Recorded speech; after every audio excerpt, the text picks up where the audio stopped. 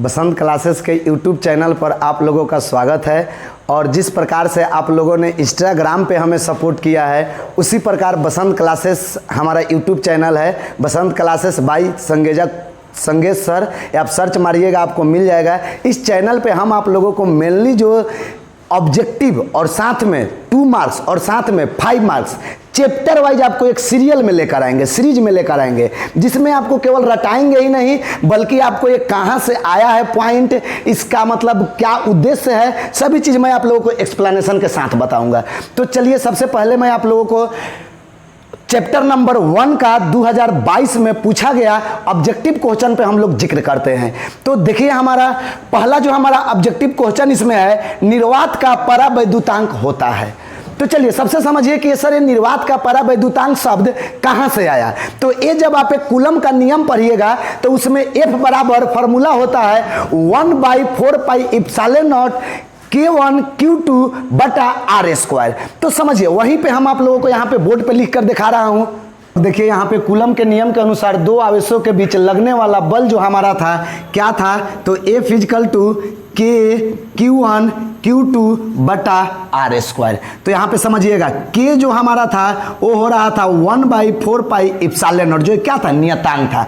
अब समझिए यही आपका एप्सिलॉन नॉट वहाँ पे पूछा है, क्या पूछा था, निर्वात का वैद्युतशीलता। तो यही हमारा एप्सिलॉन नॉट को ही हम लोग क्या बोलते हैं, निर्वात का वैद्युतशीलता। और इसका मान आपका कितना होता है 8.85 गुने 10 के पावर -12। तो ये आपका इसका मान होता है जो आपको यहाँ पे आंसर में दिखाया गया था। और यहाँ पे हमारा आंसर हो जाए मात्रक क्या हो जाएगा, फैराडे मीटर। तो ये आपका मान था जो आप वहाँ पे आपको बताया गया। दूसरा ऑब्जेक्टिव क्वेश्चन देख सकते हैं, क्या पूछा है, वैद्युत द्विध्रुव का एसआई मात्रक। तो आपका वैद्युत द्विध्रुव का एसआई मात्रक होता है कूलम मीटर। अब कहिएगा कि सर कूलम मीटर कैसे होता है, तो आइए मैं आपको समझा रहा हूँ। चलिए तो यहाँ पे हमारा जो फॉर्मूला होता है P equal to Q into 2L। अब समझिएगा यहाँ पे Q यहाँ पे क्या हुआ, आवेश, आवेश का एसआई मात्रक हमारा क्या होता है कूलम, और ये हमारा L क्या है, लंबाई है, और लंबाई का एसआई मात्रक क्या होता है कूलम मीटर। तो आपको समझ में आ जाना चाहिए कि वैद्युत द्विध्रुव का एसआई मात्रक कूलम मीटर क्यों होता है। तो चलिए अब नेक्स्ट सवाल हम लोग देखते हैं। चलिए तो आपका तीसरे नंबर का क्वेश्चन जो पूछा है, कूलम नियम का सदिश रूप क्या होता है। तो कूलम का जो आप फॉर्मूला जानते हैं ना, K Q1 Q2 by R square. तो यहाँ पे बस क्या बन जाता है R Q, और साथ में हमारा पे दूरी जो होता है हमारा सदिश में गुना हो जाता है। तो अब चलिए हम लोग देखेंगे चौथे नंबर का क्वेश्चन। चौथे नंबर किस टॉपिक से संबंधित है, तो आइए हम लोग पकड़ते हैं इसको। तो ये क्या है सवाल, किसी बिंदु पर विद्युत क्षेत्र की तीव्रता होती है। यानी कि आपका ये सवाल कहाँ से पूछा गया है, वैद्युत क्षेत्र की तीव्रता से। तो यहाँ पे आप लोग देखिए वैद्युत क्षेत्र की तीव्रता का हम लोग कैसे मात्रक निकालते हैं और इसका फॉर्मूला क्या होता है। चलिए देखिए, तो यहाँ पे आप समझिएगा आपको बताया गया था फॉर्मूला F इक्वल टू होता है K Q1 Q2 बटा R स्क्वायर। अब समझिएगा यहाँ पे K Q1 बटा R स्क्वायर के बदले में हम लोग लिख देते हैं E, और गुने यहाँ पे क्या बन गया Q, और यहाँ पे देखिए आपका E इक्वल टू क्या हो गया F बटा Q। और यही आपका वहाँ पे फॉर्मूला पूछा है कि वैद्युत क्षेत्र की तीव्रता की फॉर्मूला क्या होता है, तो यहीं से आता है आपका F बटा Q, यानी कि विद्युत आवेश, विद्युत बल बटा आवेश। चलिए तो अब हम लोग इसके बाद आते हैं सवाल नंबर 5 पे। तो देखिए आपका सवाल नंबर 5 जो पूछा है आपका आवेश घनत्व से पूछा है। और आवेश घनत्व हमारा कितने प्रकार का होता है, तो आपका 3 प्रकार का होता है। तो उसी में आपका ये दूसरे प्रकार का घनत्व पूछ रहा है, आवेश का पृष्ठ घनत्व होता है, यानी कि इसका फॉर्मूला पूछ रहे हैं। तो चलिए इसको हम लोग परिभाषा के अनुसार इसका फॉर्मूला बनाते हैं। आइए आप लोग यहाँ पे चलिए, तो पृष्ठ आवेश घनत्व में हमारा जो परिभाषा होता है समझिए क्या होता है। तो प्रति एकांक क्षेत्रफल पर फैले हुए आवेश को ही हम लोग क्या कहते हैं, पृष्ठ आवेश घनत्व कहते हैं। तो इसका हमारा फॉर्मूला क्या हो जाता है, तो समझिए ये हमारा सिग्मा होता है, हमारा क्या पृष्ठ आवेश घनत्व। तो यहाँ पे बन जाता है आवेश बटा क्षेत्रफल। तो यही हमारा क्या बन जाता है Q बटा क्षेत्रफल का हमारा क्या बन गया एरिया। और यही हमारा फॉर्मूला हो जाता है किसका, पृष्ठ आवेश घनत्व का। और यहीं से इसका आप एसआई मात्रक भी पढ़ सकते हैं, जानते हैं कैसे, इसका हो जाएगा कूलम और इसका हमारा हो गया का मीटर माइनस स्क्वायर। इसको नीचे से ऊपर लेकर जाएंगे तो ये आपका यहाँ पे एसआई मात्रक भी बन गया। चलिए, तो हमारा अब क्वेश्चन है छठा नंबर। छठा नंबर देखिए क्या कह रहा है, निम्नलिखित में कौन इलेक्ट्रॉन पर आवेश के लिए सही है। मतलब ये सवाल पूछ रहा है कि इलेक्ट्रॉन पर आवेश कितना होता है। तो आपका इलेक्ट्रॉन पर आवेश होता है -1.6 इंटू 10⁻90 कूलम। तो चलिए, इसके बाद हमारा अब 7वां क्वेश्चन आइए। 7 नंबर क्वेश्चन कह रहा है विद्युत तीव्रता का एसआई मात्रक होता है। तो मैंने आपको अभी अभी फॉर्मूला बताया था ना, F/Q।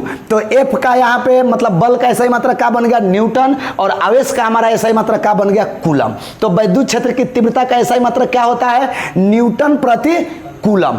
अब इसके बाद आइए हमारा क्वेश्चन नंबर है 8 क्वेश्चन नंबर क्या कह रहा है, तो इसको पढ़ते ही आप लोग इसको पकड़ लीजिएगा। देखिए तो क्या कह रहा है, एम्पियर घंटा मात्रक होता है। मतलब ये किसका मात्रक है, तो ये आपका मात्रक होता है किसका, आवेश का। अब कहिएगा कैसे, तो आइए मैं आपको यहाँ पे बोर्ड पे समझा रहा हूँ। तो यहाँ पे आपका देखिए हमारा आवेश बराबर फार्मूला हो जाता है, यानी कि Q बराबर IT। तो यहाँ पे I हमारा क्या बन गया, विद्युत धारा बन गया, और विद्युत धारा का आपका ऐसा ही मतलब क्या हो जाता है, एम्पियर, और T हमारा यहाँ पे सेकेंड नहीं लेकर क्या हो जाता है, घंटा हो जाता है। तो ये हमारा क्या बन गया, एम्पियर घंटा। किसका ऐसा ही मात्रक हुआ, तो आपका आवेश का हुआ। तो आपका 8 ऑब्जेक्टिव यहाँ पे समाप्त होता है। अब हम लोग फर्स्ट चैप्टर के फिजिक्स के 2 मार्क्स क्वेश्चन को देखते हैं। और हम जो भी कर रहे हैं ऑब्जेक्टिव 2 मार्क्स 5 मार्क्स, ये सभी कौन से चैप्टर के हैं, फर्स्ट चैप्टर के हैं। तो चलिए आइए अब हम लोग 2 मार्क्स पे देखते हैं। तो 2 मार्क्स के अब हम लोग देखते हैं विषयनिष्ठ प्रश्न, यानी कि लघु उत्तरीय प्रश्न। तो आपके प्रथम चैप्टर से हमारा जो प्रथम क्वेश्चन पूछा है वो सवाल क्या है हमारा, आवेश संरक्षण सिद्धांत क्या है। तो समझिए इसको हम लोग अपने भाषा में मैं बता रहा हूं आपको कि आवेश को न तो हम उत्पन्न कर सकते हैं और ना ही हम आवेश को नष्ट कर सकते हैं, केवल एक रूप से दूसरे रूप में रूपांतरण कर सकते हैं। इसी गुण को हम लोग क्या कहते हैं, आवेश संरक्षण सिद्धांत कहते हैं। तो चलिए हम लोग अब दूसरे क्वेश्चन। सवाल क्या है, गॉस के प्रमेय को लिखे और इसे प्रमाणित करें। क्या सवाल है हमारा, गॉस के प्रमेय को लिखे और इसे प्रमाणित करें। तो देखिए हम आप लोगों को यहाँ पे वीडियो के माध्यम से ये सिखाऊंगा कि कैसे हम लोग एग्जाम में लिखेंगे। तो चलिए सबसे पहले 5 नंबर में माना जाता है, क्या माना जाता है, तो सुनिए गॉस, सबसे पहले इसके हम लोग नियम को कह देते हैं क्या है। तो देखिए गॉस के नियम के अनुसार किसी बंद पृष्ठ से गुजरने वाली विद्युत फ्लक्स, उसमें उपस्थित कुल आवेश तथा निर्वात के विद्युतशीलता के अनुपात के क्या हो जाता है, बराबर हो जाता है। तो ये आपका यहाँ पे हम लोग अब फार्मूला का इसका निर्माण करेंगे। तो ये हम लोग पहले इसका स्टेटमेंट लिख देंगे, अब इसको मानेंगे। देखिए कैसे मानेंगे हम लोग, तो यदि एक गोले के अंदर आवेश कितना है हमारा, तो Q1 Q2 तथा Q3 है, समझ रहे हैं। उसके बाद जिस गोले का त्रिज्या हमारा क्या है, R है। किस गोले का बात कर रहा हूं, इस गोले का, इसका त्रिज्या कितना है हमारा, R है। अब समझिए उस गोले की सतह से निकलने वाली विद्युत फ्लक्स को हम लोग कितना मान लिए, फाई मान लिए। तब हम लोग यहां से आते हैं, तो देखिए हम लोग ऑलरेडी जानते हैं क्या कि विद्युत फ्लक्स का फॉर्मूला होता है किस किस के संबंध में, तो विद्युत क्षेत्र की तीव्रता और सदिश क्षेत्रफल के संबंध में। तो वो आपका फॉर्मूला क्या होता है, फाई बराबर A vector A dot vector E. तो इसको हम लोग जब परिमाण के रूप में निकालते हैं तो क्या हो जाता है हमारा, ए ई कॉस थीटा। अब समझिए यहाँ पे आगे की तरफ हम लोग बढ़ते हैं, और यहां पे जो हमारा एंगल है दोनों के बीच में वो कितना डिग्री है, आपका 0 डिग्री है। तो कितना बन गया, ए ई कॉस 0। अब समझिए यहाँ पे गोला है आपका, तो गोला का क्षेत्रफल क्या होता है हमारा, 4 पाई आर स्क्वायर। और यहाँ ई का जो फॉर्मूला होता है वो कितना होता है, तो के Q1 बटा आर स्क्वायर और कॉस 0। यहाँ पे आप समझ गए होंगे, यहाँ पे साइड में लिखा हुआ है ए बराबर का है हमारा 4 पाई आर स्क्वायर और ई का मान के Q बाई आर स्क्वायर। अब आइए यहाँ पे 4 पाई कैंसिल हो गया, यहाँ पे आर स्क्वायर कैंसिल हो गया। हमारे पास क्या बचा, तो केवल Q1 बचा।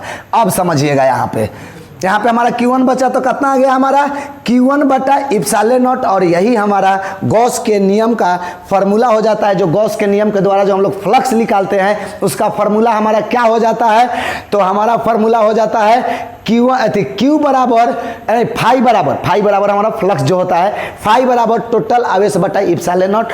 अब यहाँ पे देखिए Q2 के लिए फाई 2 बराबर Q2 बटा इप्सिलॉन नॉट, Q3 के लिए φ3 बराबर कितना, Q3 बटा इप्सिलॉन नॉट। तो ये हमारा इस तरह से कुल विद्युत फ्लक्स हमारा कितना बन गया, तो देख सकते हैं आप लोग टोटल फाई बराबर कितना हो गया, Q1 plus Q2 plus Q3। और यहाँ पे हमारा फाई का मान कितना है, यहाँ पे φ1 प्लस φ2 प्लस φ3। तो φ1 का मान था कितना हमारा Q1 बटा इप्सिलॉन नॉट, और यहाँ पे हमारा था Q2 बटा इप्सिलॉन नॉट, और φ3 के लिए था Q3 बटा इप्सिलॉन नॉट। अब यहाँ पे हम लोग टोटल के लिए क्या लिख सकते हैं, तो Q1 plus Q2 plus Q3 अब बटा में इप्सिलॉन नॉट, और टोटल आवेश हमारा कितना बन गया, समेशन ऑफ Q, और यही हमारा जनरली फार्मूला आ जाता है।